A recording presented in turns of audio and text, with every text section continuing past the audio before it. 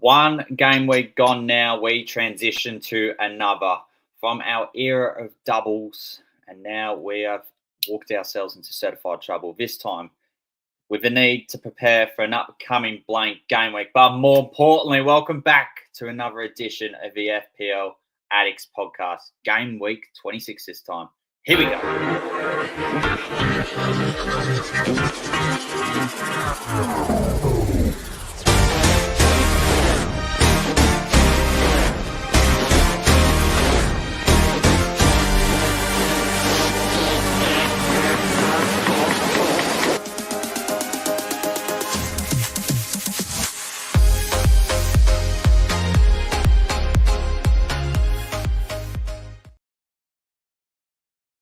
Interesting haircuts, and one is claimed yet again. He's got another close claim to fame with Mo Salah just on the backstage. So it's time to reveal who we got in tonight. We've got the usual Reidy and the person who loves popping by. And he's got a superb rank this season. Also appeared in the Game Week 11 episode podcast alongside FPL veteran and Shane. It is TT back in the house. Good evening. Hello, gents. Thanks for having me on. It's always good chatting to you boys. Yeah, nice coat. Oh, thank you. That's all right. Reidy, it's a bit cold. I'm convinced. Is this actually you, or is it someone else? Like you've taken the whole beard off. It's good because we don't need. Oh, fantastic start. We don't need to hear you, anyways. I carried on then as if I was. I tell you what, I've had a shocker there. Let's start again. It's a professional show. This I love it. I know. Yeah, honestly, don't get paid. But yeah, the missus convinced me not to have a clean shave. I nearly had a clean shave. So that probably would have been a horror show in itself. But listen, the deed was done. I know why I keep a beard now, because there's a couple of chins hiding under there. So it's probably best I grow it back ASAP. That's all right. TT, I haven't really actually had much of a discussion with you. Your brief take on the fantasy season so far, just before we get onto your side for Game Week 26. How have you found it? Especially, recall you saying last episode we had so many chips to play for now, and now the exciting part of the season has begun. What's your stance on it overall? Yeah, this now we're getting to the crunch period of the season. This is always my favourite part, but I found this season really tricky. I think there's been a lot of difficulties, like which premium do we go to at the start, and then Salah's obviously emerged now as the permanent option that we can't really seem to shake from our teams. But I think we're getting to an interesting part now where some people have gone down the AM route, some people have gone down the TC route, and I think it's worked out for both sides, but we'll see kind of how people's chip strategies kind of diverge from that. But yeah, I think for me, this season's been going pretty well. I think I'm in a place where I'd like to be to kind of kick on. But yeah, I've definitely found it tricky this season. I don't know how you guys have found it. Oh, it has been a bit of a whirlwind, and we're not even we're not even there yet at the end. There's so much more to play for.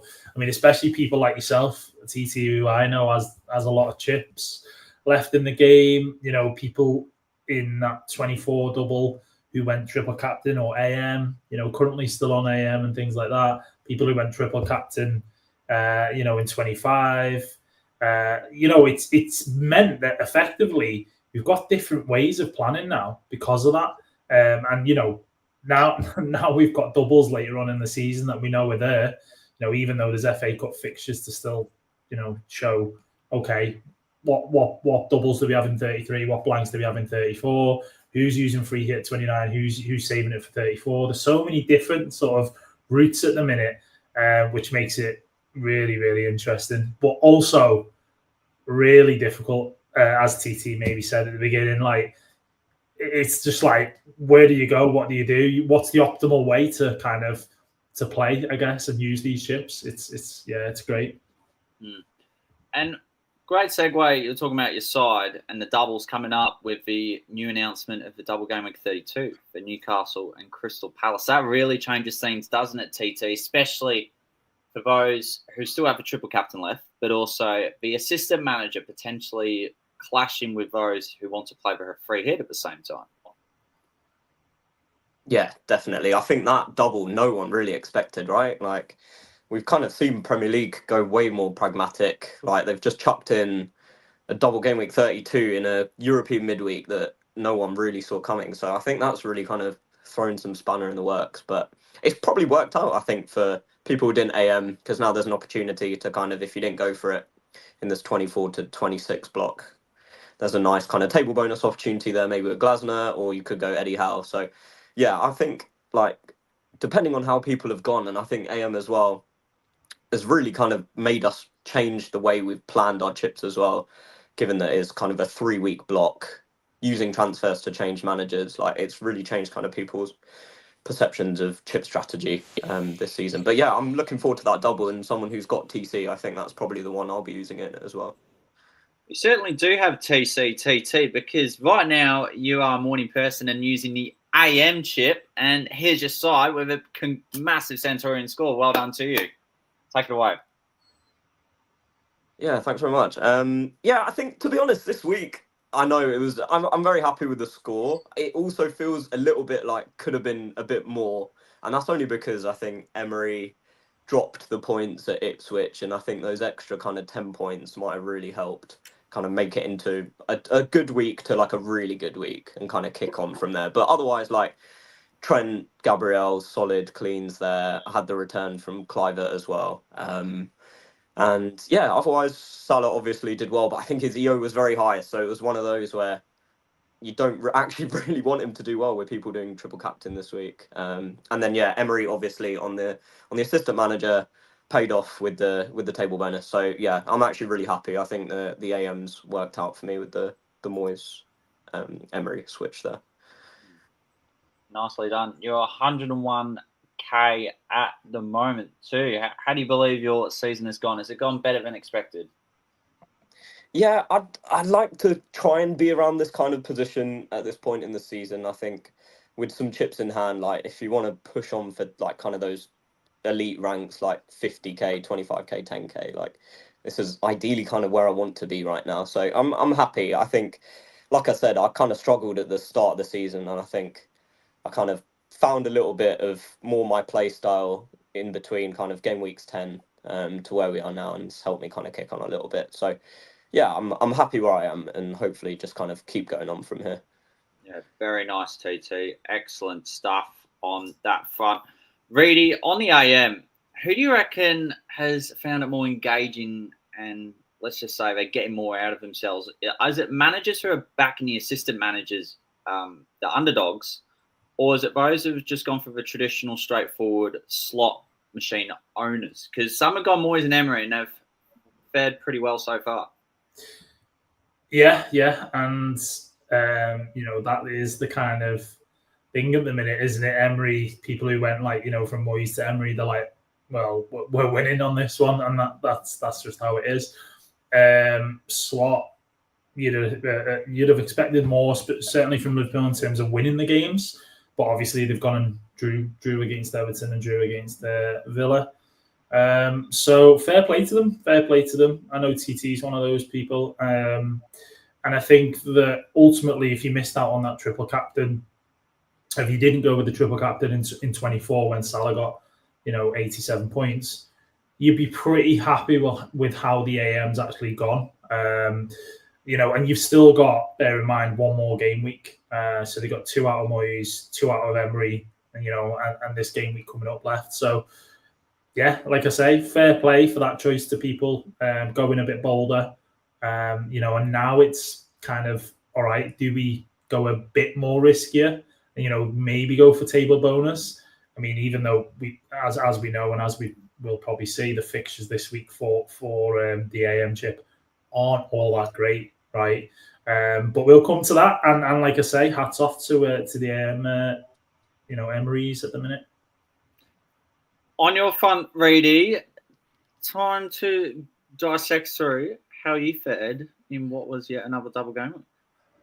Yeah, I can't believe I'm saying this, but frustrating in a way. And 90 points, you'd be thinking, what? But frustrating in the sense that good game week. The Gakpo call benching him, obviously that was just more of a, even though it doubled, it just didn't sit right with me having to bench Wood or Isak. Obviously Gakpo didn't play any anyway, so I would have got one of those, but that's how I kind of looked at it. But 90 points, and I was 3 points shy of a green arrow. So that's what I mean by frustrating, because it was a great game week. I had Dango in there for a 7-pointer. So that's been a great move. I've got Timber instead of Gabriel. Loads of people have got Gabriel at the minute. He's one of the most owned players in the game. The Palace defense still plagues me to this day. I mean, I know it wasn't by much this game week, but obviously Everton still outscored the Palace defence by 2 points. But, I can't complain too much of that. And I think we all obviously captain Mo Salah, so 40 points from him. He's absolutely killing it this season. And that begs the question, do we get rid of him later on in the season or not, because we don't double again? I don't know. At this rate, if he carries that on, the points he's bringing in, it's going to be really difficult. So 90 all out for me, and that's that. On to the next one. Love it. Excellent stuff, Reidy. Before I go into my side, we've got some people who have made a good comparison of your haircut. Haircut and also shaved beard. We've got someone that's calling you as the British Johnny Bravo. That's one of them. Someone's calling you Reidy's younger brother. Oh my god, yeah.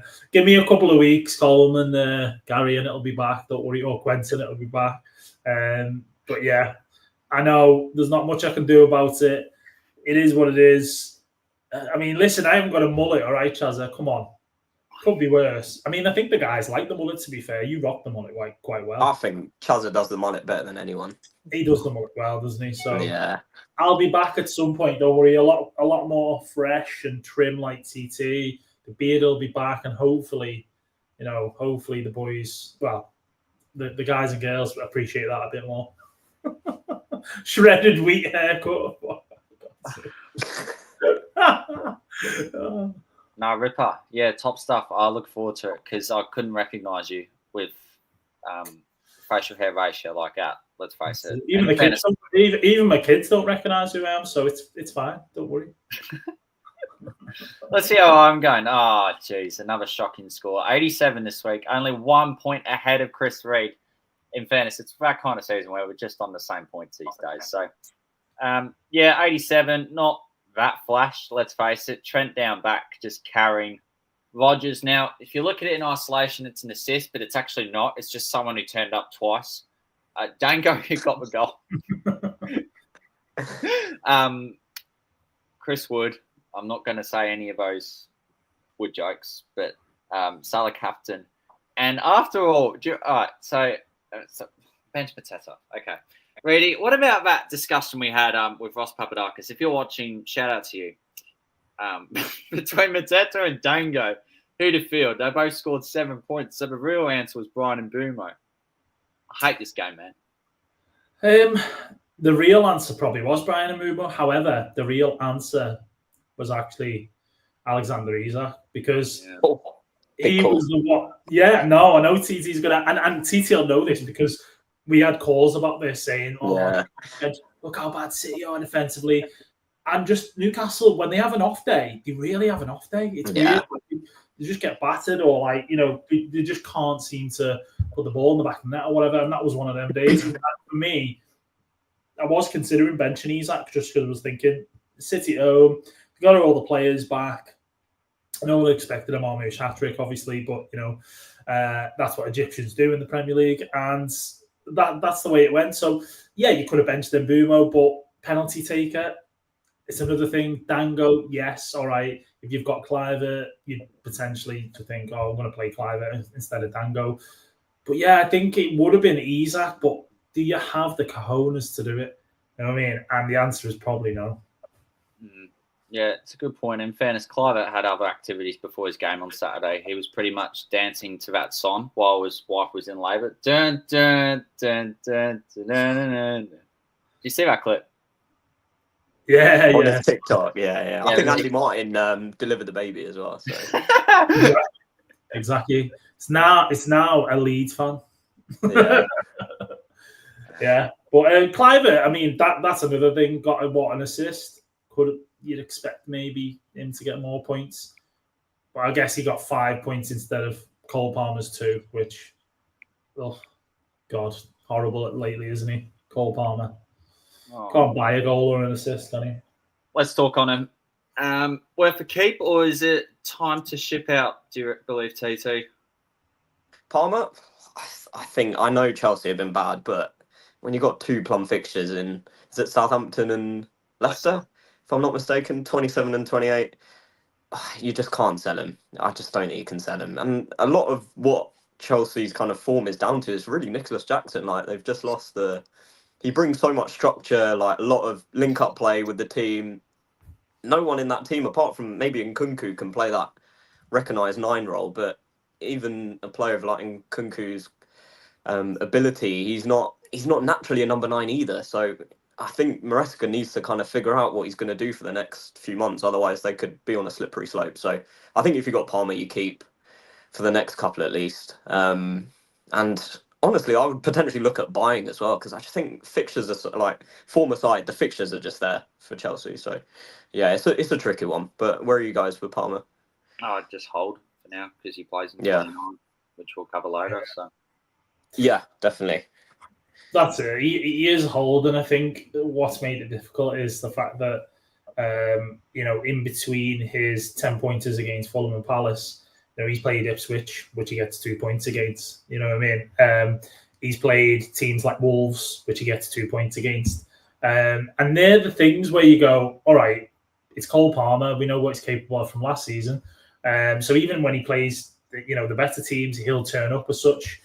But it's just not the same. Different manager, few different players here and there in Chelsea's squad that aren't really cutting it.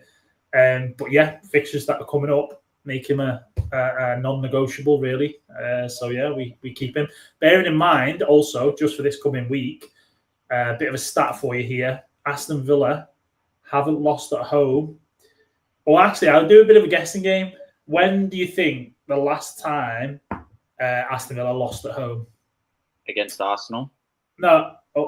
I think I know that. Yeah, it was Arsenal. Yeah. Okay. Yeah. When was it though? I think that was August, right? August, August, yeah, probably Gameweek 2. Second game of the season, I think it was August, yeah, 2-0 to Arsenal, August 24. So, yeah. I mean, the home record, as we saw, obviously, last night, how well they played against us. The home record is great, and Chelsea's away record is pretty poor. So it doesn't bode well for this week at least, but I guess those 2 plum fixtures, like we like to say, hopefully Cole gives us those, and then maybe that's farewell to him for some of us. Yeah, I know. That is huge. Love it. Awesome stuff. Quickly on the public league, Bill's still leading with an 11-point lead, but anything can sort of happen. He got an awesome score of 115 with 3 of the top 5 there, both managing scores over 100. Back onto our preparations for blank game week 29. But there's also another obstacle, and that is injured players, and one of the more popular assets going out in Ahmad for Man United, which probably means we rule off Man United assets for the rest of the season. Let's face it. TT, best replacements and the effect this could have on the team. Yeah, I mean, I am one of those said Ahmad owners. I was really gutted because I'm not a fan of Man United at all, but I think he kind of embodies what Man United are trying to be. Like, he's technically brilliant. I think he works really hard. He's pretty much the one that's keeping them afloat this season, and Bruno's really tailed off. Like, I haven't seen much from him at all, kind of, in these last few months. So that's a huge blow for Man United. They could seriously be in trouble. Like, they won't get relegated, but you can't really see it improving for them, considering the likes of Garnacho. Anthony's obviously gone. They just haven't really got any cutting edge there. There's no recognised striker either. Who's really scoring the goals in that team? I think Ahmad was kind of keeping things afloat for them. So yeah, I'm gutted. I'm gutted for him. Gutted obviously for FPL teams as well. And I think that's going to really impact Man United going forward. I mean, they're absolutely a team to target. fair to agree with Reidy?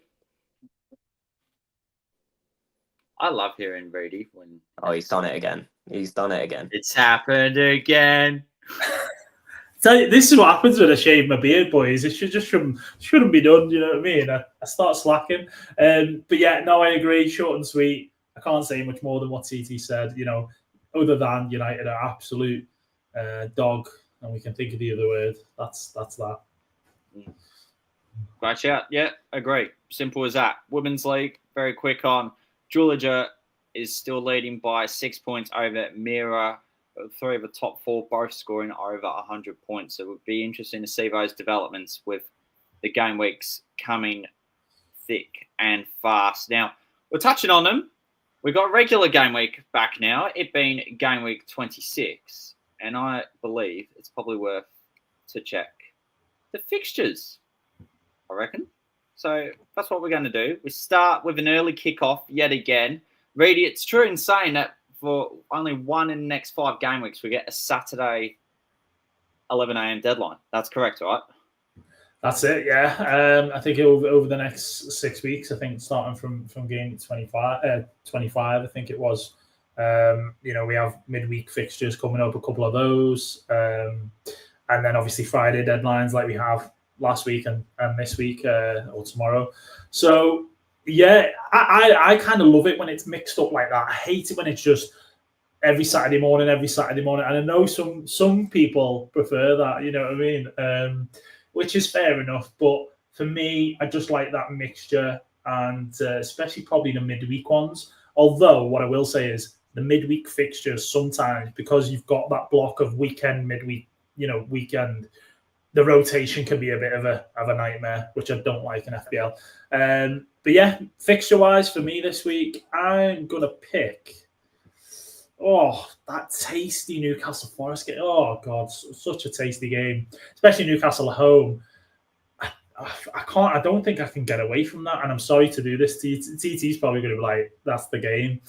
But I think it's that one for me. I think it has to be that one. That's a standout for me. And let's be honest, I mean, City, Liverpool, it is a huge, huge game still. More so for us than it is City because, you know, they're behind us by so many points. But that Newcastle Forest game, it's just got the ability to kind of have so much action in it, so many goals in it, so many, like, you know, defense v defense, 2 great defenses when they're on the day. And I think that, for me, is the game I'm looking forward to the most. And I think is the good one on paper. I can't say the Liverpool one because I'll probably be nervous for that one, just like I was for Villa last night. Great choice, Seth. TT, what is your standout for this occasion? There's probably 2 for me. I'll probably go with the Fulham Palace to start, only because there's someone on AM, and I think people look at Glasner this week for that table bonus. There's, you know, that game it's really hard to call for me. I think Fulham have had really good home form. You know, the numbers don't lie in terms of defensive stats. I think XGC, like last 6, they're top. So they're really finding some form, and they've had some really good results against the big teams. But, you know, in terms of matchups, I think that's probably the closest one there. So Palace, they've had a bit of mixed results of late, but arguably their away form is better than their home form. So there is scope there. I think people going for Glasner to maybe get something out of that one. The other one I really like is the Brentford-Leicester game, because I think people who are on Whistler and Mbumo have probably had a bit of a rocky time owning those kind of players. And I think this is the game I think these players really need to step up. And some people even looking at captaincy this week for the Brentford players. So I really like the look of that one too. Yeah, someone I've got in Mbumo. I know a lot of people have Whistler as well. So I think there could be goals in that game. Great shouts. Brilliant. Yeah, I really like those too. But I think for me, I'm going to go Bournemouth Wolves. And the reason why is because it's a favourable fixture for the Cherries. Bournemouth assets flying left, right and centre at the moment, both in midfield and in defence, in the players we've already mentioned. And for Wolves, about to embark on their really good fixture run, I think we may have seen the return of Mateus Cunha. What a great goal he scored at Anfield. So outside the obvious, I'm going to crack on that. And this guy's just cracked back into the studio just after tapping out because he felt like it. Loves it. that's that for fixtures. Now we go straight to the transfer traffic and see if we can pluck out any surprises. Let's go TT first. Any surprises on the top 5 transfers in and/or out either? Yeah, Matoma's an interesting one. I'm not really sure what the thinking is that with that one, because Brighton, they've been pretty hit and miss. They played really well actually against Chelsea, and to be fair, looking at these fixtures now, I mean they've got that Southampton game coming up as well. So they play in 29. I think they've got they got City away in 29, right? So to me, that's not probably something I'll be looking at when you've got cheaper midfield options who might have a bit more upside. But I guess that's probably a reaction to his performance, and what a brilliant goal as well he scored. So I think this front four Brighton have found is clicking a little bit, and unfortunately I've got João Pedro, so that doesn't work out too well for me. But yeah, Matoma's probably the one that stands out. But otherwise, I think Marmoush. That's it's in your name there, Chaz. That we're very much people firmly on the Marmoush train. So yeah, what do you think about him? What do I think about it? Well, I just had to give myself another subtitle for tonight's episode, and I usually change it episode after episode. But the guy's special. I'll say that. I think it might be still more of a wait and see, if not a buy. But hey, 423,000 managers think, no, thank you. We're just going to buy him anyways. Solid alternative to Haaland could well be, and does play in 29. Maybe Man City could be back on the radar. So outside of that, I don't think there's many big surprises. Actually, not surprised, but we haven't actually touched base on him yet. Cody Gakpo. It seems that he's just a problem that is just willing to just depart because of his injury worries, which makes it easier for fantasy managers as opposed to Gameweek 28. He faces Southampton that week, but surely he wouldn't hold on till then. You'd just get rid, right? Oh, yes and no. I'm in a conundrum at the minute, like where I'm like, I don't want to free it at 29. I want to say it's 34. So I'm going, who have I got to get rid of to have a team for 29? Gakpo is one of them guys because, we blank. But then so does Alexander Isak. The difference between them is Isak has a double in 32, potentially 33. And I have value in him. So, it makes it really tricky. My other striker does play in 29, Chris Wood. But we look at his fixtures and we go, they're not great. If you're going to sell anyone, really, you'd be thinking Chris Wood. But, that 29 sort of, as I say, conundrum makes it quite difficult. I think on the transfer trends sort of thing for this week, it is a little bit different to usual. I would say 2 unexpected ones in Matoma, and I would also say Palmer, given what we said earlier. With he's got these 2 plum fixtures, people are selling him and kind of, I don't know what people are doing really. I just don't understand that. Like, to get more money, like for your squad, what is it? So that one baffles me a little bit. The Palmer sale. Good picks from both the left and the right. And you touched base on Chris Wood just then. Fantastic segue to the next topic, Reidy. Nottingham Forest assets, because they're away at Newcastle, back-to-back home games against Arsenal, Man City. They play in 29. I don't think you'd buy them now, but would you hold of them or would you find ways to dispose of them? Start for you, Reidy. I want to hold Wood. Chris Wood. Sorry, I couldn't help it. I want to hold Chris Wood. And, listen, I think getting rid of him will be a mistake. I really do. I've looked at different drafts. I'm working out, do I want Cunha, Wood, and Marmoush 29? Do I want just Wood and Cunha if I hold Isak? Because that would involve just keeping Isak, keeping Salah, things like that. And I have tried it where I get rid of him. Now, the difficulty for me, and we'll talk about other Forest assets also, is that I have to really get rid of Gakpo. So that's using 2 transfers to get rid of Gakpo, but then also Chris Wood, who plays in 29. Now, although their fixtures are difficult, I think they're still a good enough team to go and get a result against the likes of Man City and even Arsenal. I wouldn't be surprised. I mean, I don't think any of us would, the way that Forest have played this season. But then, can you add maybe one more Forest player to your team, especially given that, we've said they play in 29. They've got great fixtures, probably 32 onwards. Alanga has looked brilliant this season. I know you own, I think it's Aina, Chaza, who obviously is up there with points, maybe on the more expensive side in 5.4 million, what he costs. So those two seem like the guys really that people are going to go for. Now, I have toyed with the idea of Nico Williams. Now, think of that what you will, but just from a sort of, whether it be team structure moving forward after 29 or a price point, obviously, Nico Williams for me is a potential for consideration. But other than that, I don't want to take out the full Forest 11 without TT mentioning anything. So I'll stop there, and that's my kind of thoughts on it at the minute. Yeah, I think pretty much same thoughts, really. I'm same boat as you. Like, own Chris Wood. I think he's very much a hold. And a lot of people obviously look at fixtures, but you just can't argue with the form of Forest right now. When players are in this kind of form, I think you can kind of overlook the fixtures a little bit. And Forest are just having one of those seasons. So I'm very happy holding Chris Wood. He's got a great 29 fixture.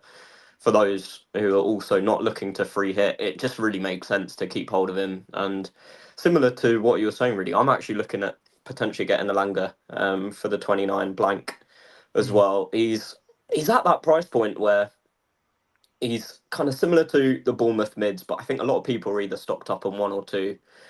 And I'm looking to get Haaland in for that game week for sure. So Alanga's one of those options that kind of gives you the flexibility to do that. So yeah, I think Forest defence also look good I think they've tailed off a little bit. The numbers haven't been as good, but that 29 fixture does look really good. So definitely can see that as a buy for 29 as well. But I think if you have Forest, especially Chris Wood, you just hold them. Fair shout. What about you, Chaza? Any thoughts on Forest? I mean, you've got two Forest players triple up. It's an interesting one because we'll go to team selection later, but I just think with Forest sets, I mean, if you've got a lot of value, and for personally, for example, 1 million since you got Aina invested, 4-4 to 5-4, so not really going to get rid, right? Until probably a double game week player later in the season when team value doesn't have a lot of significant meaning. Probably just hold on to him and find ways to bench him, but I think if there's any injuries that pop up, you've got a symptom of a good team is always having bench issues. Simple as that. Yeah.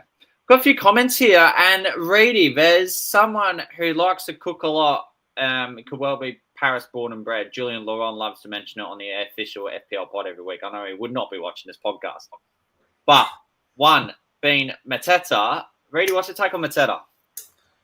Like him. I really like him. Like Palace in general.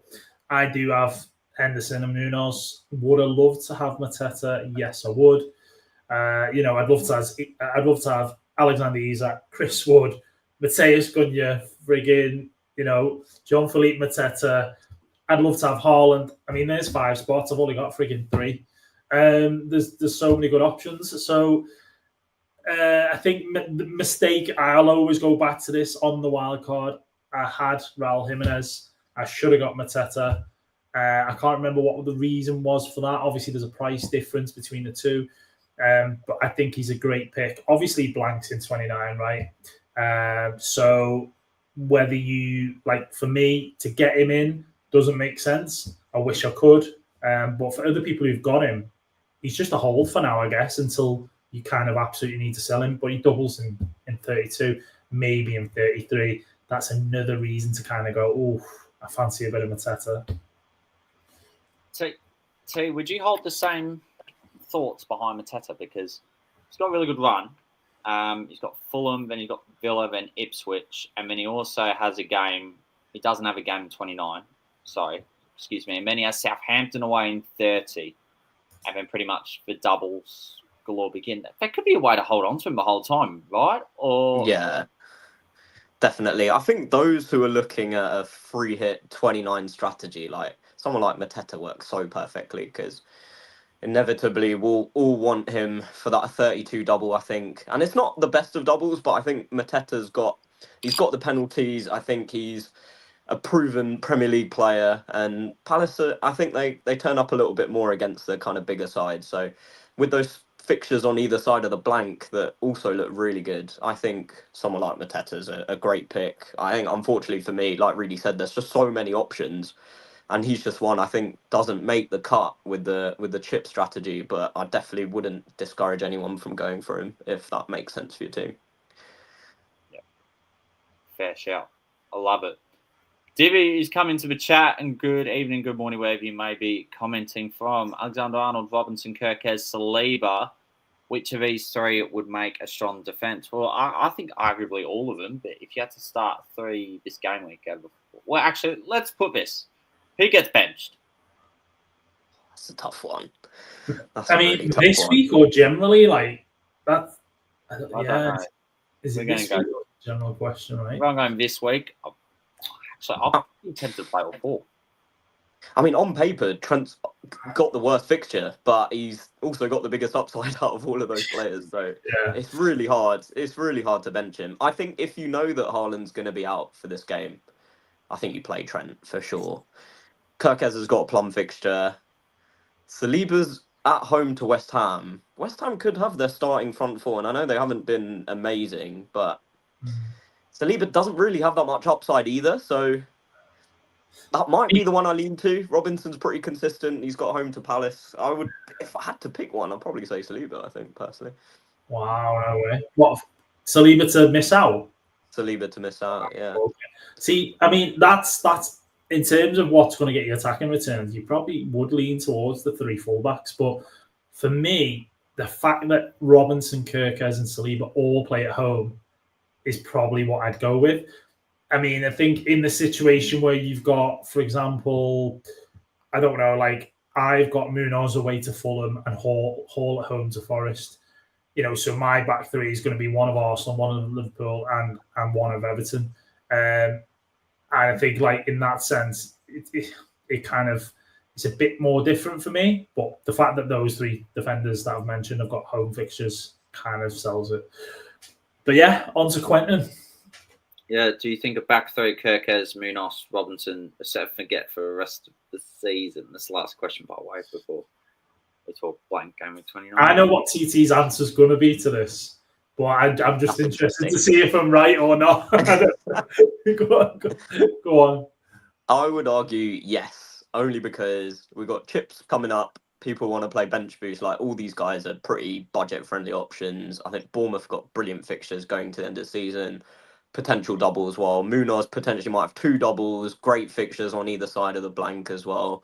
Robinson, I think Fulham have got really nice fixtures as well, kind of like 33, 34 onwards. So maybe not necessarily a pick for the immediate term, but I think kind of long term, he's also proven that he's just, if he's not keeping cleans, he's kind of also consistently getting an attacking return here and there. So I really like it. I think if you had to go budget friendly, those are the three definitely I'd be looking at. It's obviously hard to not go with a City defender there. That's probably the one I would want to squeeze in. Who misses out from that back three, I'm not sure, but yeah, that's probably the only thing I would change.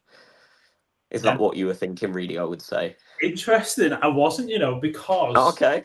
I was thinking an Arsenal defender would be a consideration for you. Yeah.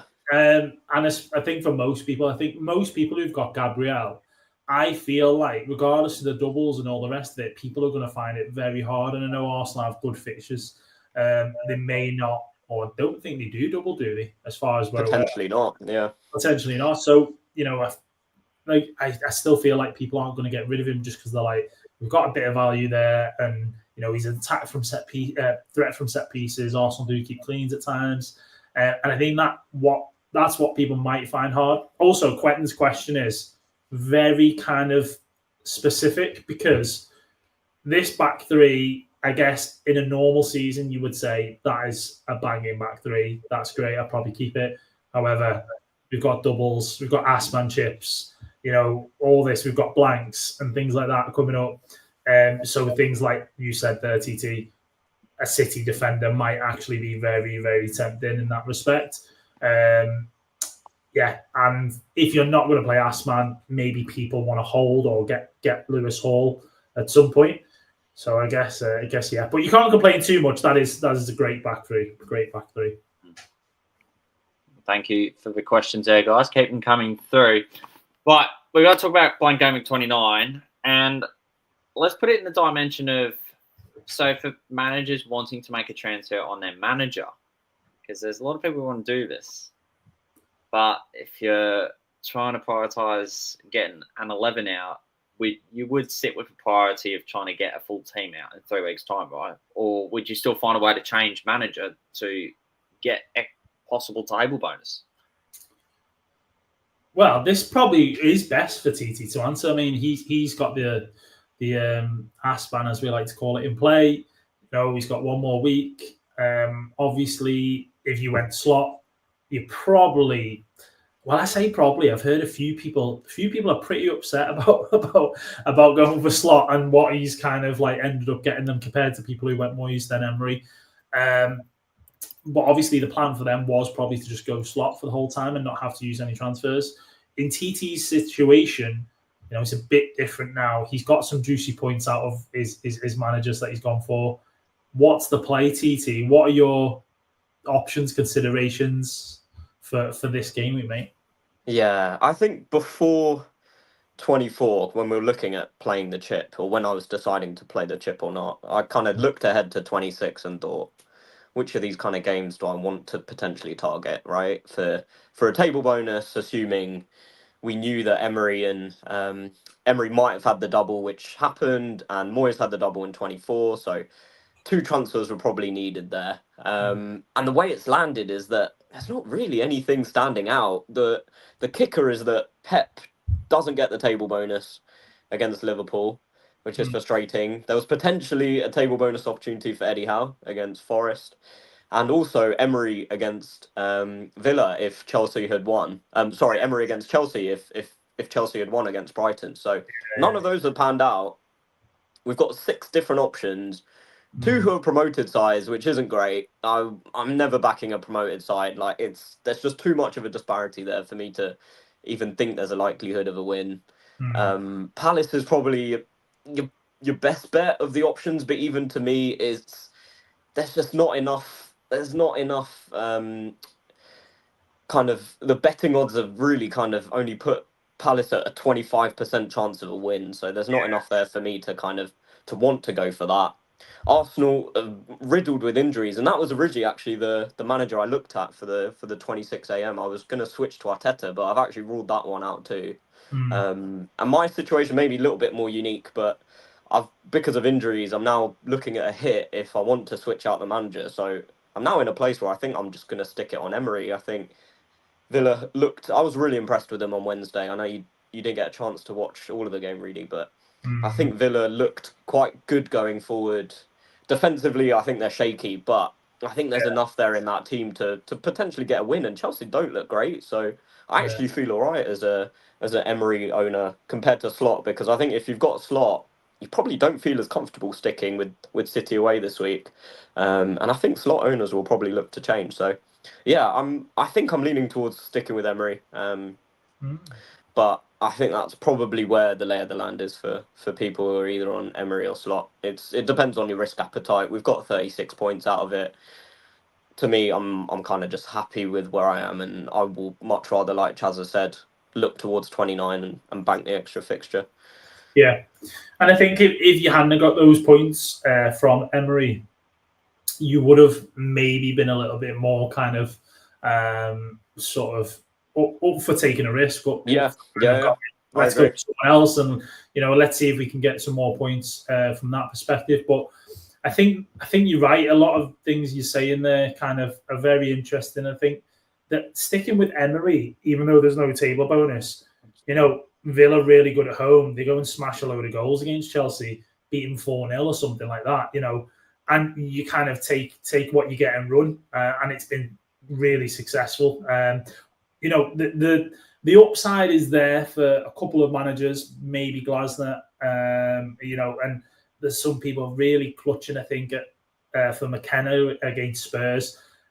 I really don't, as good as Ipswich can be, especially at home, and they beat Spurs obviously in the other fixture this season.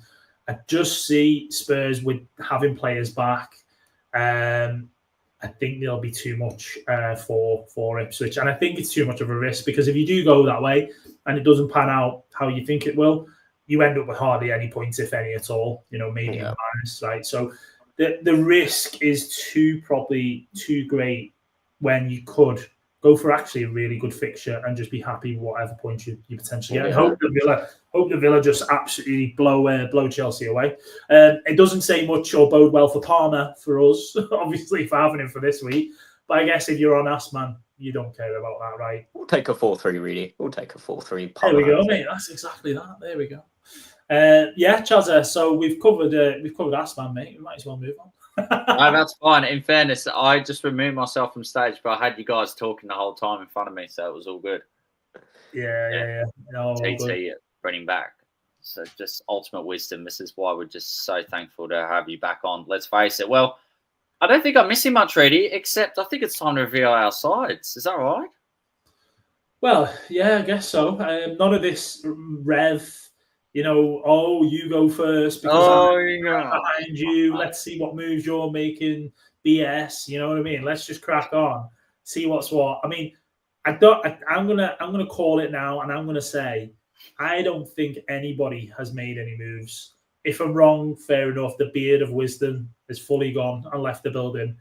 But I don't think anyone's made any moves. However, I could be wrong. Go on, boys. Who's first? I don't mind doing it. I feel like you two have got something up the sleeve here. I can tell by your reactions, like, I've maybe made a move. So I'll go first for this week. Sure. Right? Let's just get that out of the way. I mean, for me, it's a roll. I'm not making any moves this week. Pretty boring, right? Could it change? I don't know what I've done here. There we go. You'll have to add it, Chaza. I think I've put my team up there. There we go. So this is my team for this week. I'm thinking of making no moves simply because I don't know if I need to, really. Looking at the fixtures, I don't want to get Cunha this week because he's away to Bournemouth. Oh, God, who else is there? I think it was Cunha, or obviously I'm not going to buy Mateta because I'm looking at not free hitting in 29. I've got Boomer, I've got the Bournemouth guys. I think I've set up right. I mean, is there any guys on the bench there that you're thinking, nah, they should be on the pitch? What are you doing? It's interesting. You've got, is that Mikolenko? Sorry, I'm on my phone here, so yeah, my eyesight's already impaired. Fair. I think I've zoomed out a little bit on my team just so it fit in there. Let me. Yeah, because the whole team's toilet, mate. That's why. Oh, my whole team's toilet. Although wait there, I'm sure, Chaza, we've got like 9 of the same players. Yeah, we do. The whole team's toilet. But yeah, what'd you say, boys? I think I'm not keen on the Everton double defence. But do I play Pickford and Munoz or Henderson and Mikolenko? I don't know. But other than that, I think the team's pretty much picks itself. You're going to roll with Gakpo? I'm going to put Gakpo on the bench. I mean, obviously, we're going to wait for Slot to see what he says. I'm going to... What do you need? Is there anything that could change your mind to play him this week? Or you're just set that he's going to be benched on your bench this week? Yeah, I mean, obviously having Wood and Isak playing against each other isn't ideal, in terms of strikers. But if we look at what other strikers of the teams have, people might have Wissa, for example, against Leicester. Great pick, if they do. Plays in 29, obviously, as well. People might have Beto still, which, to be honest, people will be licking the lips against United. And other than that, who else is it? Cunha. People are going on Cunha early this week. I don't want to buy any Spurs. No. I mean, Watkins. All right. I've missed the boat on that. I should have really got him from double if I was going to get him. And they blank in 29. Who else out that sticks out really that you want? I'm not going to buy Mamouche, right? He plays against Liverpool. So Mamouche for Gakpo for me, is just not going to happen. So I feel like rolling this week is kind of a sensible thing. And next week, maybe I'll have 2 frees and I'll maybe make a move in that respect. So yeah, get my team off the screen anyway. That's enough of that. I need to see what you boys have cooked up in the kitchen. Oh, mate, righto. No, yeah. Ripping job as per usual. TT. Sorry. Oh yeah, I don't think you can get your team up, can't you? Yeah, I don't think I can. Maybe if you just get my points up and then I can just talk about Sure. what I've got there. Yeah. No problem. All good. Well, I just had the wrong tab up just then, so just bear with me for a moment. TT, what is it? Are you keen for this game week? Like, it just seems to be short turnarounds all of a sudden, or you're just not? Oh, mate, I'm not feeling it this week. It's just, I don't know. I just don't really like any of the fixtures overly. I'm a bit worried. Even we'll talk about Brentford, Leicester. Brentford haven't looked amazing either, so that one could be another kind of banana skin for Brentford. So yeah, this week I obviously had Pedro who came in. Pedro will just stay on the bench for me for this foreseeable. He's just not favoured by Hertzler right now, so that's something I'll just deal with later. So pretty much it's going to be the same team. I've got a big red flag there on Ahmad, so I've made the move already for that one. Mr. Django Unchained has come in, so really happy to have the double Bournemouth attack now. And I think Django's, he's done really well. I think he's the one that's getting the lion's share of the chances for Bournemouth. I know people are a little bit worried about Evan Nilsson maybe coming back, but in my situation, I only really need him till 31, so I'm happy to just roll with it. I think he's playing really well at his price point, brilliant value. So Dango for me, no brainer this week. The extra move I'm potentially looking at is a keeper switch actually for a hit, and I've got Allison right now. So the thinking behind that is Allison obviously doesn't play in 29 with the blank, so maximum I can really get out right now for 29 is 10 players. So I'm thinking just to go early with the hit on that one, see if Kepa can do a little bit better, and that will triple me up on Bournemouth. So yeah, I'm potentially looking at a hit for Allison to Kepa, plays in 29, decent fixture on the other side. I think he's got Ipswich at home in 30, so I'm kind of just looking at that as he could probably match Allison, potentially outscore him. Allison's just not been good for me. It's not been a good pick at all. So yeah, that's kind of where I am, and I'm gonna stick on Emery, I think. So yeah, just a -4 at most, but who knows? I could be convinced on a Friday morning, Friday afternoon for a -8. Woohoo! Hello. I know. Wow. Yeah, interesting. But yeah, I mean, we look at TT's team there. It's other than the goalkeeper and Munoz, he's brought in Dango. It's near enough identical to mine. It's like, yeah, we've both got an Arsenal, we've both got Trent. I'm playing Michelonco, he's playing Munoz, and then I've got Pickford, and he's potentially going to have Kepa. So yeah, very close indeed. But yeah, -4, maybe -8. Whew, see what happens. Yep. Excellent. Brilliant. As always. Let's see if he can get into our top 100k. Now, guys, so this is the team. And this is only just getting started. So that's it at the moment. 2 free transfers, 0.4 in the bank. Okay. We've got this game called Charades, and I promise it won't take long. So I'm bringing a guy in who does a celebration of the following. Oh. Who does one that keeps their hands in their pockets during a celebration? Oh, okay. Hands in the pockets. Celebration. That's an interesting one. Okay. All right, I've got another one. Who wears short sleeves but has gloves on? Cunha. Ooh. No. Oh, God. I don't think Cunha's actually a short sleeve guy. No, he's not. No, he's not. I don't think he is. Wears, what's it called? Like the what's it called now? The friggin' under stuff. Yeah, he wears the old underlay. Doesn't wear under stuff, but there has been a meme made out of this player and his celebration within the last couple of months. Oh, okay. A meme made out of this player celebrating. And he's taken it on board to his own Instagram too. Oh, I feel like I know this now. Can you give us a position, Chaza, to narrow it down a little bit? Yeah, sure. Oh, wait, don't tell me. Oh, go on, Reidy. No, he has scored It's not getting right. against Tottenham and Man United already this season. Oh. Madison. No. Oh, Right. God. I was going to say Mateta, but Mateta is No, he plays in defence. He plays in defence. Plays in Okay. He defender. scored a header. Oh, wow. And he's taken to Instagram. He wears short sleeve. Yeah. And He likes gloves, did you say? Yeah, loves gloves. Loves some gloves. And Okay. he's a defender. 19 years old.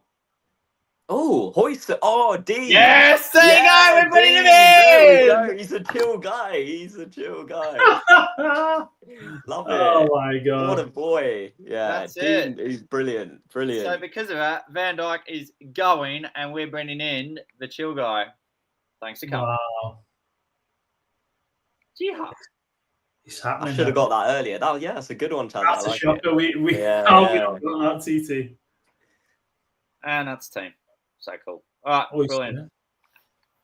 I think. Oh no, I don't like Rodgers and Aina on the bench. Ah! I mean, I don't know who you'd bench anyway. I'll be honest. Yeah, I agree. I mean, you got 3 pen takers there up front. Mbumo takes pens. Dango obviously doesn't take pens. Well, you got 6 out of your 7 attackers there who take pens. I don't know. I can't see who you start there. I think Bournemouth got the better fixture, better team. I think you got it right there, mate, to be honest. Yeah. There you go. All right, well, that's my team. Ta-da. Nice. Right. Wow. Interesting. So made a move live. Yeah, I love that. Love a live move. Well, okay, TT, here's the story, all right? I kind of do it for the suspense, and then I said it on FPL Juice a couple of weeks ago.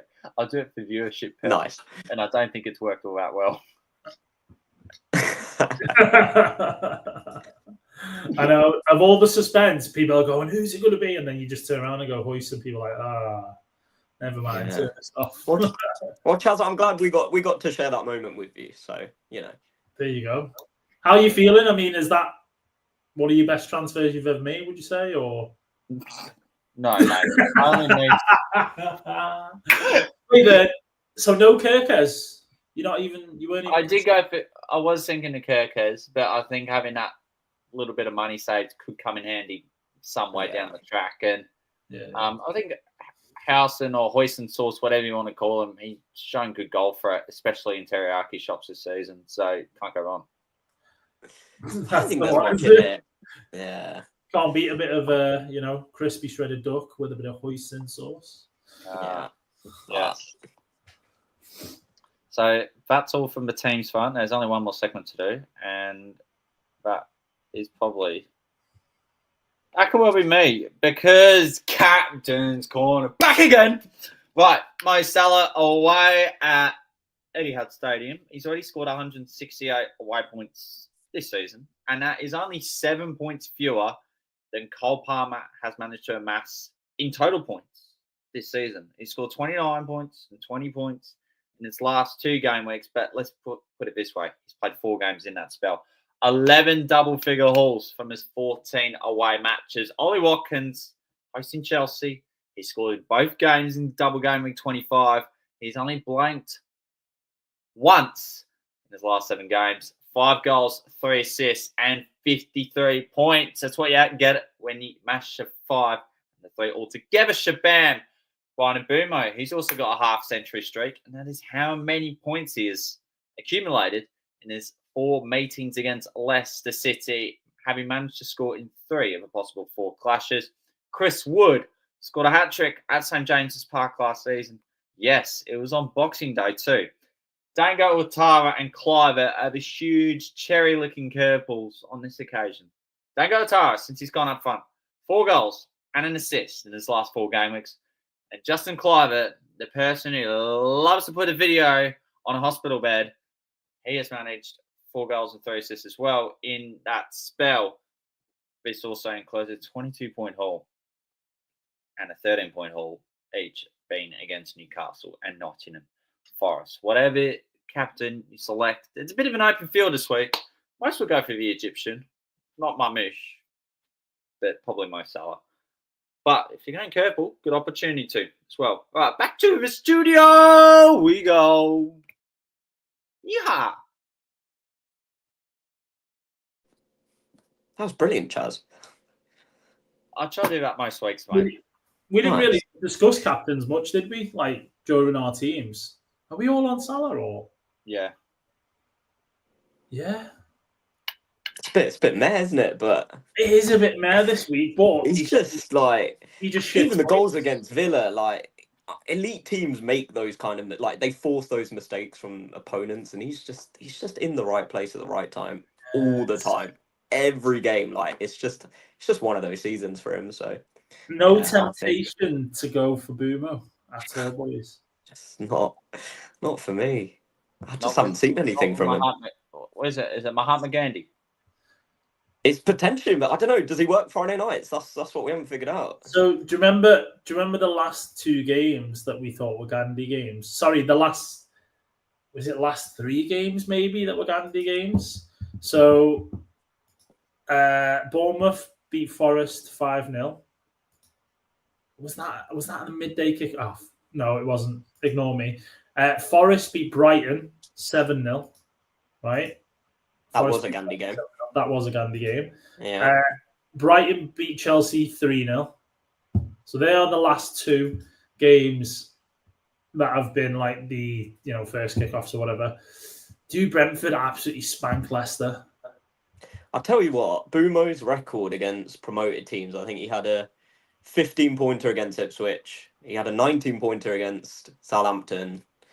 And I think he had a 14-pointer against Southampton, but in the reverse fixture. So, I mean, the numbers are there. Like, Brentford really? are flat track bullies. I think away from home, it works out better for them as well. I think there'll be space on the counter. Brentford have looked a little bit better as well lately in terms of, just kind of, we knew their numbers were good anyway. We knew that their home record was great.